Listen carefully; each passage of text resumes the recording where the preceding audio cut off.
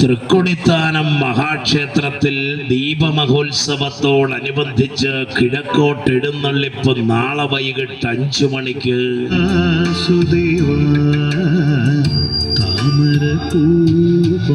ദ്വാപരയുഗം യദുകുലത്തിൽ ദേവകി വസുദേവന്മാരുടെ പുത്രനായി ഭാദ്രപമാസത്തിലെ രോഹിണി നക്ഷത്രത്തിൽ അന്ധകാരാവൃതമായ അർദ്ധരാത്രിയിൽ ചന്ദ്രോദയ സമയത്ത് യാഗത്തിനരണിയിൽ നിന്നും കടഞ്ഞെടുക്കുന്ന അഗ്നി കണക്ക് നീലമേഘ ശ്യാമളവർണ്ണനായി ശ്രീവത്സത്തോടും വനമാലയോടും കൂടി ശ്രീഹരി അവതരിച്ചു.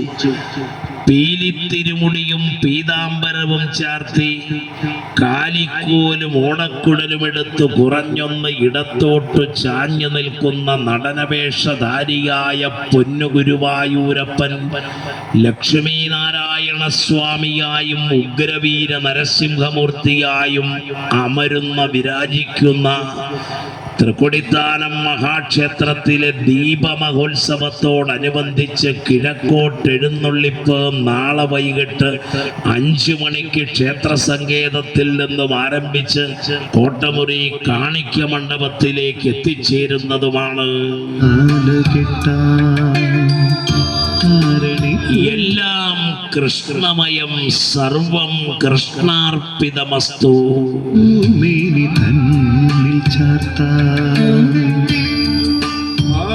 ഒരു നാടിന്റെ, ഒരു ദേശത്തിന്റെ, ഒരു നാടിന്റെ മഹോത്സവമായി മാറുന്ന ആണ്ടിൽ ഒരിക്കൽ ഒരു ദിനത്തിൽ ദേശനാഥന്മാർ കിഴക്കോട്ടെഴുന്നള്ളി തന്റെ ഭക്തരെ ദർശിക്കുന്ന അസുലഭമായ മുഹൂർത്തം, മഹാസുദിനം. നാളെ വൈകിട്ട് 5 മണിക്ക് ദേശനാഥന്മാർ കിഴക്കോട്ടെഴുന്നള്ളും.